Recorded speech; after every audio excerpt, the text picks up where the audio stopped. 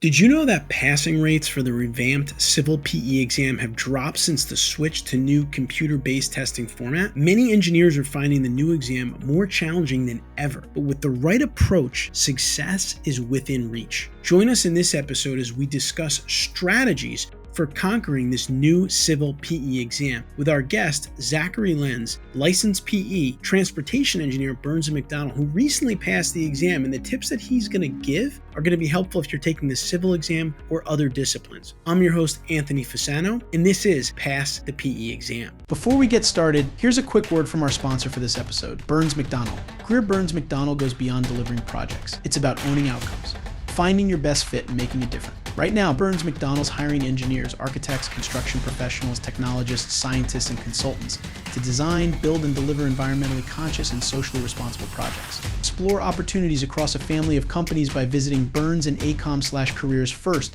Burns and McDonnell is an equal opportunity employer.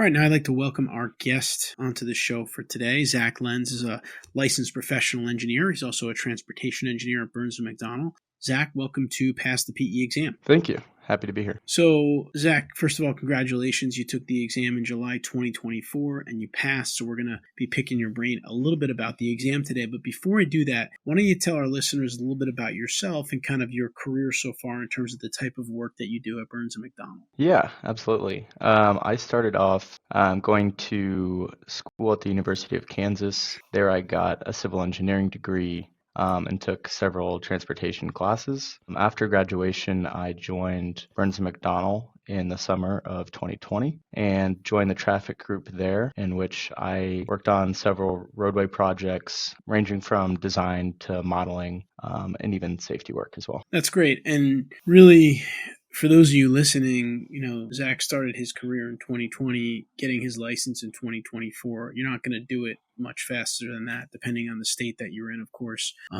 So that's a really good pace in terms of getting your license. So, Zach, why don't we start off at a high level by kind of sharing with the listeners how you approach studying for, now you took the Civil PE exam, it was kind of the revamped exam. Just talk about your approach to studying just at a high level first. Right. Yeah, I would say at the start, I just tried to find as much information about the exam as I could. I really started at the NCES website.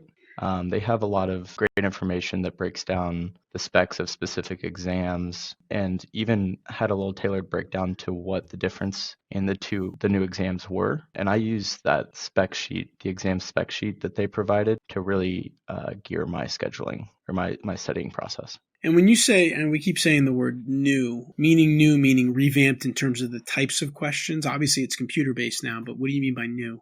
Yeah, so originally they had broken it down into two different types of questions, the breadth question and the depth in the afternoon, right? Yeah, and the depth. And the breadth questions were a little bit more vague towards civil engineering in general. So it would touch into a lot of more vague questions. And the depth questions were very transportation focused. I just want to define, because we mentioned new, and I'm not really sure what that means either. I guess it sounds like, I know in the past, and again, we can restart in a second, but I know in the past, like you're saying, they had a breadth in the morning, which was more general, and then the afternoon would be like depth, meaning your topic that you chose, and in your case, transportation. What was different about the newer version? So the newer version still had more general questions, but those general questions were very transportation focused. So for example, it would be something like a horizontal alignment question, to where it's very general transportation, and that type of principle can apply to other areas within civil engineering, but it has a very transportation focus. And for those of you listening, Zach and I have been referring to it as kind of the new Civil PE exam. And really what we mean by new is in the past, you'd have a morning session that was more general, kind of the breadth section that had questions that were more general in your field. And then in the afternoon, you had the depth section. So for example, for Zach, who chose the transportation version, those afternoon questions were very detailed, very specific to transportation. What the new civil PE exam is whatever, I guess, discipline you choose, while the morning questions are still general in nature, they do have some relation. They kind of relate them back to your discipline. So in Zach's example, it would be like, even though they were general questions, they were kind of had a transportation spin on them and then the afternoon was still, detailed in transportation sense. So that's just something to be aware of as you're prepping. So Zach, what would you say was the most challenging part of the new civil PE exam for you, and how did you overcome that challenge? Yeah, I mean, I would say that it had a lot to do with how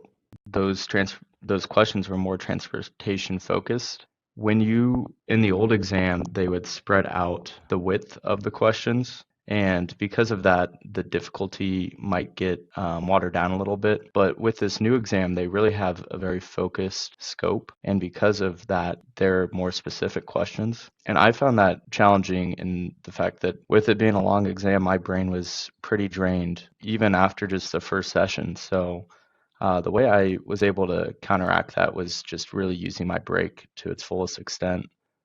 Make sure I had some food and some water and got to reset the brain a little bit.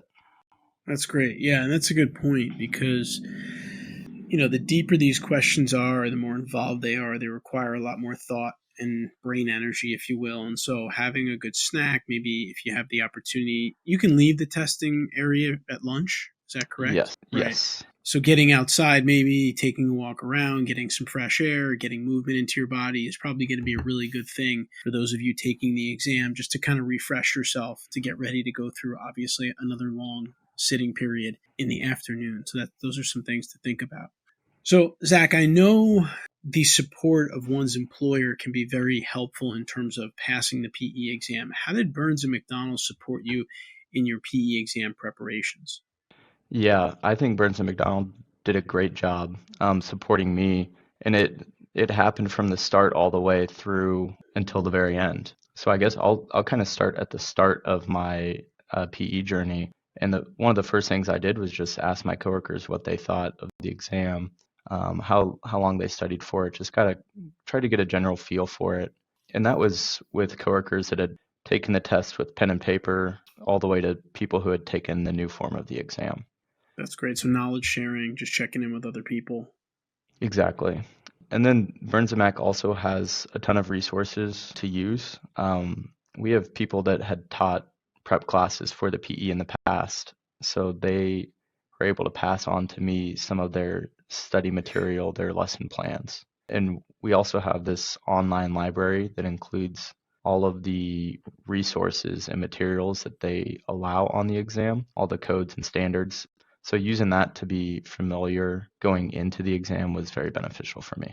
That's great. And that's great. And for those of you that are working for a company, you should definitely check with them in terms of what resources or support they provide for you in terms of preparing for the PE exam, whether it's a resource library like Zach mentioned that's available at Burns and McDonnell. Definitely trying to reach out to other people there. I know some companies even have like groups where they get people together that they know are studying or preparing. Some companies will do reimbursements for resources, review classes, books. So definitely check in with your organization, especially if it's a larger organization. You may not be aware of it because there's just so many layers to the organization. So you got to check in with the right people, whether it's learning and development or HR. Your supervisor is probably a good place to start, but definitely make sure you understand what help and support is available for you from your organization. So Zach, in most states, you have to have engineering experience in addition to just passing the exam in order to receive your license. And we know that you had practical experience, of course, working at Burns and McDonnell over the past 4 years or so. The question I have for you is, how did that practical experience as a transportation engineer help you to prepare for the PE exam, if it did at all? Yeah, I think that's a really good question and something that when I was looking to schedule the exam, I was going back and forth because there is a benefit to taking it early when that school knowledge is still fresh in your mind. However, I found that the practical experience outweighed that. When you could read a question, when I was able to read the question right away, my practical experience allowed me to understand the intent that the question was asking much quicker with my practical knowledge. And it also allowed me to filter out some of the information that was in the question that was kind of intended to trip you up a little bit. Yeah, that's a really good point. And the one reason that I asked that question is because there are some states within the United States that have decoupled the experience from the exam. So, for example, you can actually graduate, take the FE exam, a couple months later take the PE exam, but then you still have to do your work experience prior to getting your actual license. And I think the challenge with that approach is you don't kind of get what Zach just explained, which is like if you're going through the questions and you've done some work, let's say, for example, on a transportation project and you've actually done some horizontal and vertical curve design, you already have some built-in practical experience around those topics. So when you get to the exam question, it's not just a question that you went through in a book and you tried to solve. It's something that you actually did on the job, interacting with other people on a real project. So I definitely think that there is some value in getting that work experience prior to the exam, because there are some of you out there who will have the option to do it the opposite way. So that's something just to keep in mind as you're planning your timeline for your exam.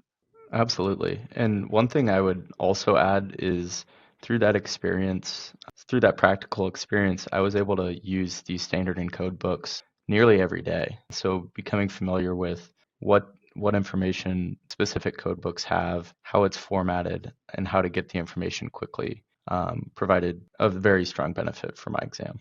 Yeah, that's a great point as well, because really the biggest opponent of you on the exam is time. Right. So the faster you can get at looking things up, knowing where to go, finding the code, finding a reference, etc., that's going to help you as well in tackling the exam. So that's a great point. So Zach, we hear this term now, CBT, which stands for computer-based test, which you took. You took the computer-based testing format, Correct. of course. And for those out there who maybe haven't done a lot of exams on the computer, it's been a while since they graduated.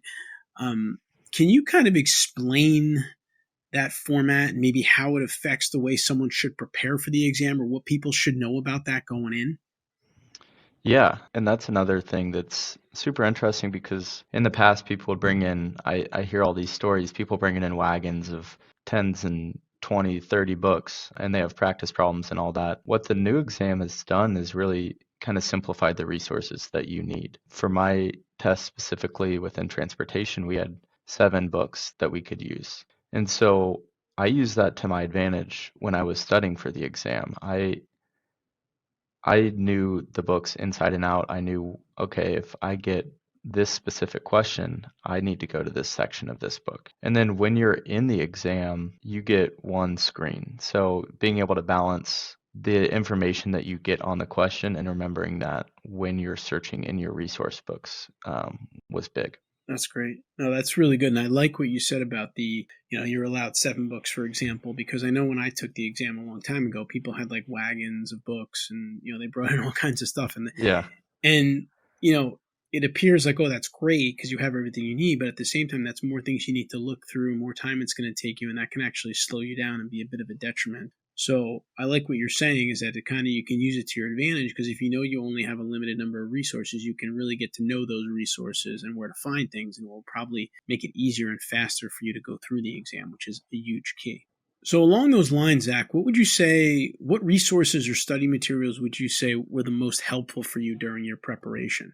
I think there were really 2 main resources that I used. The first being when I first started studying, I went through and tried to refresh my memory of the academic side of this exam. Because in my case, it had been 4 years since I had taken an academic exam. So I used a textbook from my alma mater, the University of Kansas, called The Principles of Highway Engineering and Traffic Analysis. And that really covered about 60% of what my exam was.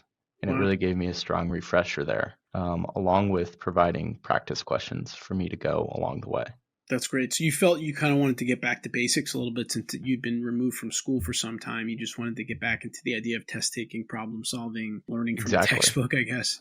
Yeah. Yeah, I did Yeah. feel like I was back in school. But after I felt like I had covered my bases there, I went through the NCEES website and purchased a practice exam, and that was where I could really test myself on how close I was to being prepared for the exam. That's great. No, I like that a lot. And I like the fact of really just getting yourself back into the mindset of learning, the textbook. And probably I would say a couple takeaways from that is one, It's the old 80-20 rule that I love, which is probably 80% of the material you need for this exam is going to be in like 20% of your books and guides that you use, right? You're going to have a couple of books Right. that you're using on most of the problems. Like, for example, the textbook that you just said had like 60% of the information in it, right? So getting comfortable with those materials, finding the ones you're going to lean on most and knowing them inside and out is going to help you in a huge way on the exam for sure. And I think, the other thing is just to think about, how to get yourself back into study mode, because it's been some time, right? You're not used to Right. taking tests anymore, right? It's been a long time since we took tests when you're 4 or 5 years out of school. So you kind of have to get yourself back into study habits and the groove of doing that in order to be able to prepare effectively for an exam like this. Yeah, and I know that this isn't necessarily geared for transportation engineers in general. So the advice I would give is go through that exam spec book that is provided by NCES and go through and look at the topics that they provide and try to think back to your university and see if there were any resources that you used back then when you were learning all this material that can come back in handy again while you study for this PE exam. Yeah. Regardless of what discipline you're taking it, go back to your own curriculum from college or your textbooks or your guides and try to pick out one or two that might be really beneficial for you.